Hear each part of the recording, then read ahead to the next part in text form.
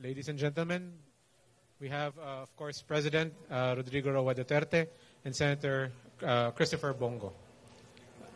May we ask Senator Bongo for a message?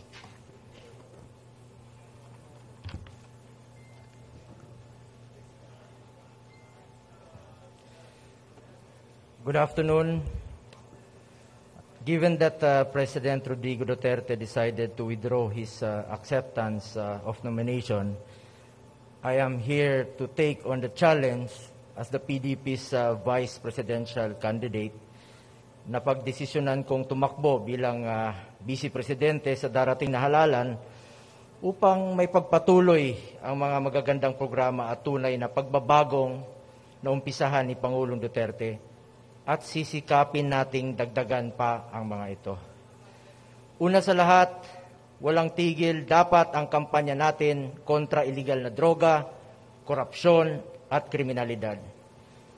Ang taong bayan na po ang humusga kung mas ligtas ba sila ngayon ang mga anak nila at walang pangamba dahil sa mga kriminal at adik.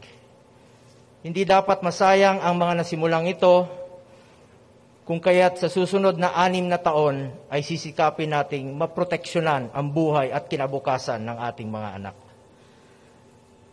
Ang ganda na sana ng takbo ng ating ekonomiya at ng Administrasyong Duterte kung hindi lang tayo tinamaan ng krisis. Sisikapin nating maibalik sa normal ang ating pamumuhay at muling maihahon mula sa hirap ang ating mga kababayan. Dahil dumami ang nawalan ng trabaho at nagugutom. Upang makamtan ang layuning ito, palalaguin natin ang mga oportunidad pangkabuhayan sa bawat sulok ng bansa. Susolusyonan natin ang hirap at gutom dahil importante na maalagaan ang tiyan ng bawat Pilipino. Sisiguraduhin nating magiging mabilis at maayos at abot kaya ang mga serbisyong pangkalusugan tulad ng naibibigay ng tulong ng mga malasakit centers sa mga nangangailangan.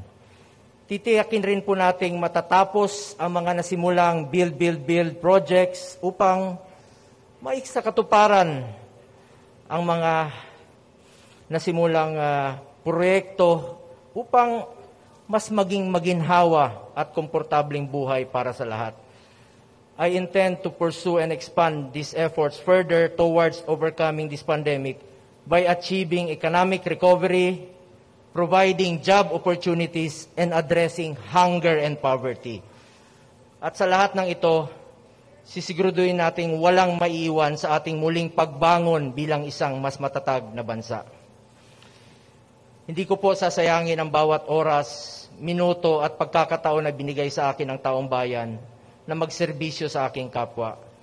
Kapalit ng inyong tiwala at suporta, ibabalik ko po sa inyo ang serbisyong may malasakit, tunay at nararapat. I will continue to serve especially those who need government attention the most, yung mga mahihirap po. I am determined to fulfill my role as a bridge for the poor, the needy, the hopeless, and the helpless, connecting them to their government so that their voices are heard and their concerns are addressed during these trying times. Bawat buhay po ay pinapahalagahan natin, lalo na yung mga walang ibang matakbuhan. Sila po ang prioridad natin dito, kapakanan nila ang pinaglalaban ko rito. Kung ako po ay papalarin at bibigyan po ng pagkakataon ng mga kapwa ko Pilipino at sa patnubay po ng ating Panginoon, I will be a working Vice President na gagawin ang lahat ng aking makakaya para makapagsilbi po sa inyong lahat. Hindi ako magiging spare tire o reserba lamang. Asahan ninyo na ako ay totoong magtatrabaho, hindi lang sa salita, kundi sa gawa. I don't want to be remembered as just another senator or vice president.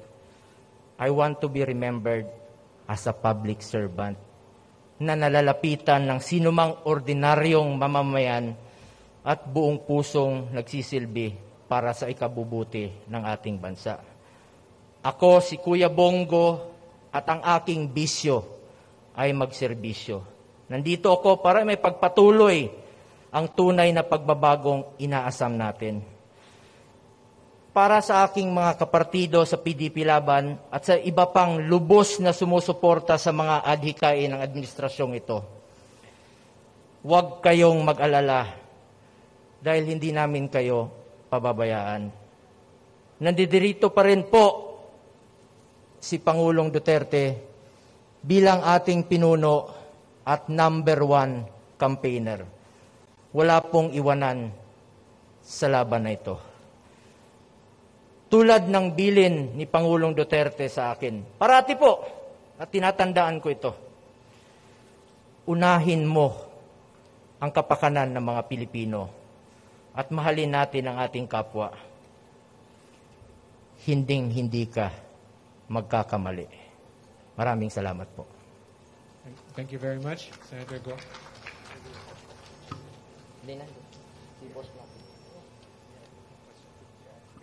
Ladies and gentlemen, President of the Philippines, President Rodrigo Roa Duterte.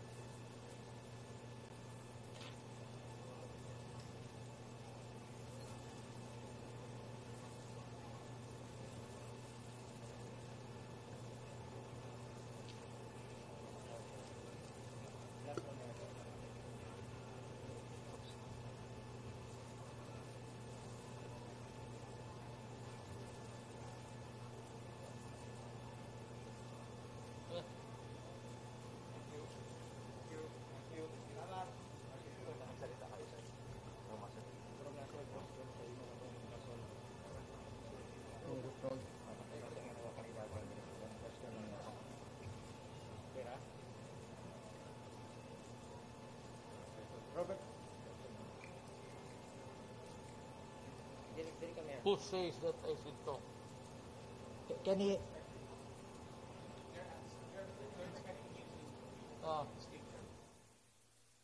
I am expected to give a short talk. But first of all, I'd like to wish Senator Bongo all the best and good luck in his quest for the vice presidency. Now I'd like to address myself to the entire nation. The universal sentiment of the Filipino, as reflected in the different surveys and in many forums and caucuses and meetings to discuss what I should do in my life. The overwhelming, sentiment of the Filipino is that I am not qualified and it would be a violation of the Constitution to circumvent the law, the spirit of the Constitution. And so, in obedience to the will of the people who, after all, placed me in the presidency many years ago, I now say sa mga kababayan ko, sundin ko ang gusto ninyo.